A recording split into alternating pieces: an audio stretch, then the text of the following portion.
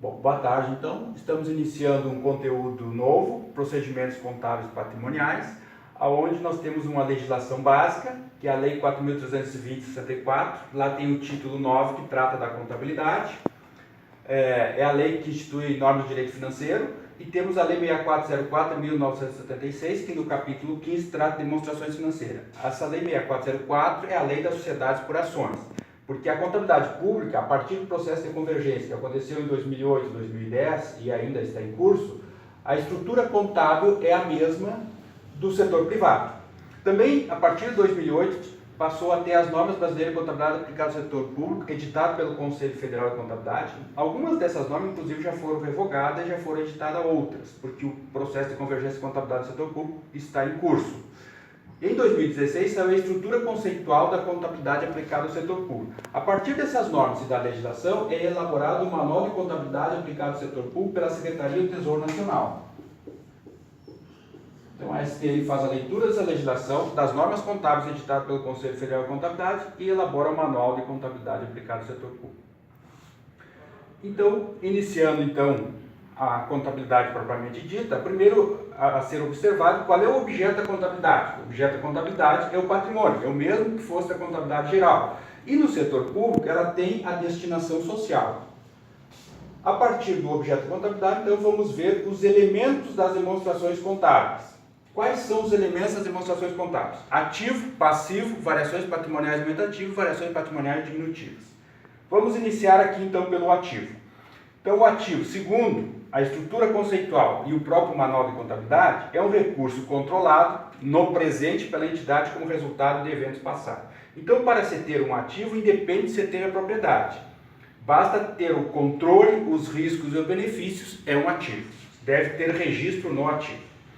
O ativo, de acordo com a Lei 6404, se divide em circulante e não circulante. Então, essa estrutura é de acordo com a Lei 6404. Então, o que fica registrado no circulante? Os recursos disponíveis e os recursos realizados até 12 meses após o encerramento das demonstrações contábeis. O não circulante, o que registra no não circulante? O realizável após 12 meses do encerramento das demonstrações contábeis e os recursos duráveis. Os recursos sejam os investimentos, imobilizado e intangível, os recursos que a instituição, que o órgão público tem para fazer o funcionamento e prestar os serviços públicos. Então, essa estrutura é de acordo com a Lei 6404. Então, aqui está essa divisão em circulante e não circulante. A principal divisão é em função dos prazos de realização dos recursos. De acordo com a Lei 4.320, o ativo se divide em financeiro e permanente. Isso é uma divisão, basicamente, do ponto de vista orçamentário. O que é um ativo financeiro? É aquele ativo que está registrado no ativo que já passou pela execução orçamentária, ou seja, não depende de autorização orçamentária para por exemplo, fazer um pagamento, utilizar os recursos. Eles já passaram pela execução orçamentária.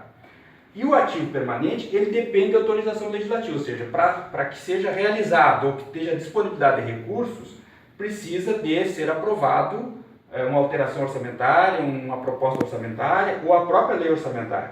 Então, a diferença entre financeiro e permanente, aqui é se já passou pela execução orçamentária ou ainda não. O financeiro já passou e o permanente ainda não.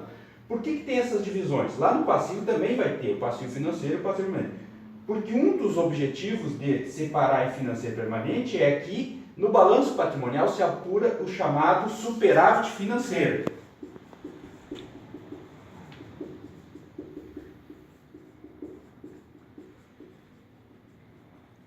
Superávit financeiro, ou pode acontecer até déficit financeiro, que é a diferença entre ativo financeiro e passivo financeiro, que é uma das fontes de recursos para abertura de créditos adicionais lá quando ocorrer a execução do orçamento durante o ano. É uma das fontes de abertura de créditos adicionais. Então, por isso que tem essa separação. Essa separação é em relação à execução orçamentária e, de acordo com a Lei 6404, em relação aos prazos esperados.